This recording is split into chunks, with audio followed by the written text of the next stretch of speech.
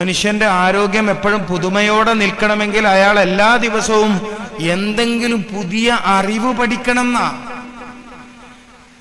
തിന്നല് കൊണ്ടും കുടിക്കല് കൊണ്ടും പഴം കഴിക്കല് കൊണ്ടും മാത്രമൊന്നും മനുഷ്യന് ആരോഗ്യം ഉണ്ടാവില്ല. ഓരോ ദിവസവും അവന്റെ ഇൽമിൽ പുതുമയുണ്ടാവണം. അങ്ങനെയാകുമ്പോൾ ഈമാനിൽ പുതുമയുണ്ടാകും. ജദ്ദിദൂ ഈമാനക്കും വനവ്വിറൂ ഖുലൂബക്കും ബിഖൗലി ലാ ഇലാഹ ഇല്ലല്ലാഹ്. എന്താ പറഞ്ഞതിന്റെ താല്പര്യം? ലാ ഇലാഹ ഇല്ലല്ലാഹ് ചൊല്ലല് കൊണ്ട് മാത്രമല്ല, ലാ ഇലാഹ ഇല്ലല്ലാഹ് എന്നതിന്റെ താല്പര്യത്തെ പഠിക്കുകയും ഹൃദയത്തെ പ്രകാശപൂരിതമാക്കുകയും വേണം. ഹൃദയത്തിൽ നിറഞ്ഞു നിൽക്കുന്ന പ്രകാശമാണ് ശരീരത്തിന്റെ ഖുവ്വത്ത്. ഹൃദയത്തിൽ നിറഞ്ഞു നിൽക്കുന്ന പ്രകാശമാണ് ശരീരത്തിന്റെ ഖുവ്വത്ത്. ആ ഖുവ്വത്തിനെയാണ് നമ്മൾ സിഹത്ത് എന്ന് വിളിക്കുന്നത്. ആ ശക്തിയെയാണ് നമ്മൾ ആരോഗ്യം എന്ന് വിളിക്കുന്നത്. ഓരോ ദിവസവും നിനക്ക് നിന്റെ രക്ഷിതാവിലുള്ള അറിവ്, പുതിയ അറിവുണ്ടാവട്ടെ. നിന്റെ ശരീരത്തിൽ പുതുമയുണ്ടാകും. നിന്റെ ശരീരവും ഓരോ ദിവസവും പുതിയതാണ്. ഓരോ സെക്കൻഡിലും നിന്റെ ശരീരം പുതുമ തേടുന്നുണ്ട്. നിന്റെ ശരീരത്തിൽ നിരന്തരം മരണം നടക്കുന്നുണ്ട്. നിന്റെ ശരീരത്തിൽ നിരന്തരം മൃത്യു നടക്കുന്നു. അങ്ങനെ മരിച്ചടിഞ്ഞു കൂടുന്ന കോശവ്യൂഹങ്ങളെ വിളിക്കുന്ന പേരാണ് മൃതകോശങ്ങൾ, എയ്റോബിക് വേസ്റ്റ്. നിന്റെ ശരീരത്തിൽ നിരന്തരം കോശങ്ങൾ മരിക്കുന്നു, പുതിയ കോശങ്ങൾ ഉണ്ടാകുന്നു.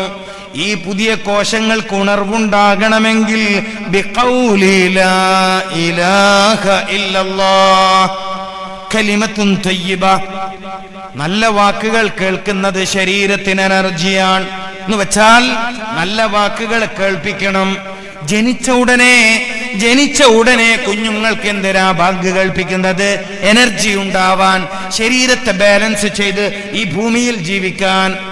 മനുഷ്യന്റെ ശരീരത്തിന്റെ ബാലൻസ് തീരുമാനിക്കുന്നതിൽ ഏറ്റവും പ്രധാനപ്പെട്ട അവയവം ചെവികളാണ്. ഹബീബായ റസൂലുള്ളാഹി സല്ലല്ലാഹു അലൈഹി വസല്ലമ തങ്ങൾ ജനിച്ച ഉടനെ വലത് ചെവിയിൽ ബാങ്ക് കേൾക്കാൻ, ഇടത് ചെവിയിൽ ഇഖാമത്ത് കേൾക്കാൻ പഠിപ്പിച്ചെന്തിനാ? നല്ല വാക്കുകൾ കേൾക്കുന്നത് ശരീരത്തെ ബാലൻസ് ചെയ്ത് നിർത്താൻ സഹായിക്കും. അപ്പൊ പള്ളിയിൽ ബാങ്ക് കൊടുക്കുമ്പോൾ നന്നായി കേൾക്കുക. പ്രഷറിന്റെ രോഗത്തിനൊക്കെ ചെറിയ കുറവുണ്ടാവും, രക്തസമ്മർദ്ദ രോഗങ്ങൾക്ക് കുറവുണ്ടാകും, അപസ്മാര രോഗത്തിന് കുറവുണ്ടാകും. എന്താ ചെയ്യാൻ പറഞ്ഞത്? ബാങ്ക് കൊടുക്കുമ്പോ അങ്ങോട്ട് ശ്രദ്ധിക്കാന്ന്. ബാങ്ക് കൊടുക്കുമ്പോ ശ്രദ്ധിക്കാം. ബാങ്ക് കൊടുക്കുമ്പോ അനങ്ങാതിരിക്കണം. എന്തിനാ മതം പഠിപ്പിച്ചത്? മനസ്സിലാക്കണം. ബാങ്ക് കൊടുക്കണ നേരത്ത്, ബാങ്ക് വിളിക്കണ നേരത്ത് എന്തിനാണ് ശ്രദ്ധിച്ച് കേൾക്കണമെന്ന് പറഞ്ഞത്? ജനിച്ച ഉടനെ എന്തിനാണ് ബാങ്ക് കേൾപ്പിക്കണമെന്ന് പറഞ്ഞത്? വളരെ ഗൗരവമുള്ള വിഷയമാണ്. രക്തസമ്മർദ്ദം കൊണ്ട് മരണങ്ങൾ വർദ്ധിക്കുന്ന കാലഘട്ടത്തിൽ ഏറ്റവും കൂടുതൽ ആളുകൾ ഓരോ വർഷവും ഇവിടെ മരിക്കുന്നത് ക്യാൻസർ കൊണ്ടോ എയ്ഡ്സ് കൊണ്ടോ ഒന്നുമല്ല, രക്തസമ്മർദ്ദ രോഗം കൊണ്ടാണ്. ബിപിയുടെ കംപ്ലൈന്റ് കൊണ്ടാണ്. കുഴഞ്ഞു വീണ മരണം വർദ്ധിക്കുന്ന കാലഘട്ടത്തിൽ ചെറുപ്പക്കാര് മസ്ജിദുകളിൽ നിന്ന് കേൾക്കുന്ന ബാങ്കുകൾ ശ്രദ്ധിച്ചു കേൾക്കട്ടെ. അപസ്മാര രോഗമുള്ളവർ ബാങ്ക് ശ്രദ്ധിച്ചു കേൾക്കട്ടെ. അസ്വാഭാവിക പെരുമാറ്റങ്ങളുള്ള കുഞ്ഞുങ്ങൾക്ക് കൂടുതലായി നിങ്ങൾ ബാങ്ക് കേൾപ്പിക്കുക. വികൃതി കൂടുതലുള്ള കുട്ടികൾക്ക് കൂടുതലായി ബാങ്ക് കേൾപ്പിക്കുക. അപ്പൊ നല്ല വാക്കുകൾ, നിന്റെ ശരീരത്തിന്റെ താല്പര്യം നല്ല വാക്കുകൾ കേൾക്കലാണ്. ഓരോ സമയത്തും നിന്റെ ശരീരത്തിൽ പുതുമ സംഭവിക്കുന്നു. അടിസ്ഥാനത്തിൽ നീ പുതിയ പുതിയ കാര്യങ്ങൾ പഠിച്ചുകൊണ്ടിരിക്കണം. പലർക്കും ശാരീരിക ക്ഷമത കുറഞ്ഞു പോവാനുള്ള ഒരു പ്രധാന കാരണം മറ്റൊന്നെന്താണ്? പഠനം നിർത്തലാണ്, ഇൽമ് നിർത്തി എന്നതാണ്. ഇൽമിന്റെ വഴി ഉപേക്ഷിച്ചു എന്നാ. നമ്മുടെയൊക്കെ സമൂഹത്തിൽ ഉലമാക്കളെ കാണില്ലേ, പണ്ഡിതന്മാരെ കാണില്ലേ? ഞാൻ ഇങ്ങോട്ട് വരുമ്പോ ഉസ്താദ് പറഞ്ഞു, ഏഴുമല തങ്ങളൊക്കെ ഞങ്ങളെ നാട്ടിൽ വന്നിട്ടുണ്ട്. ഏഴിമല തങ്ങൾ എന്ന് പറഞ്ഞ വലിയ വന്യ വയോധികൻ, അള്ളാഹു മരിച്ചുപോയി ഖബർ വിശാലമായി കൊടുക്കട്ടെ. മൂപ്പര് ആ മഹാനുഭാവന്റെ ഏറ്റവും വലിയ പ്രത്യേകത എന്താ? കിതാബ് നോക്കിക്കൊണ്ടേയിരിക്കുക. ഒരു തവണ ഹജ്ജ്, പരിശുദ്ധ ഹജ്ജ് ആ മഹാനുഭാവന്റെ കൂടെ നിർവഹിക്കാൻ അവസരം ഉണ്ടായി. ഞാൻ കൂടുതൽ സമയവും അദ്ദേഹത്തെ കണ്ടത് ഗ്രന്ഥങ്ങൾ, കിതാബുകൾ പരിശോധിക്കുന്നതായിട്ടാണ്. ഹജ്ജിന്റെ അമലിന്റെ ഭാഗമായി മിനാ ടെന്റിൽ ദിവസങ്ങൾ താമസിക്കണം.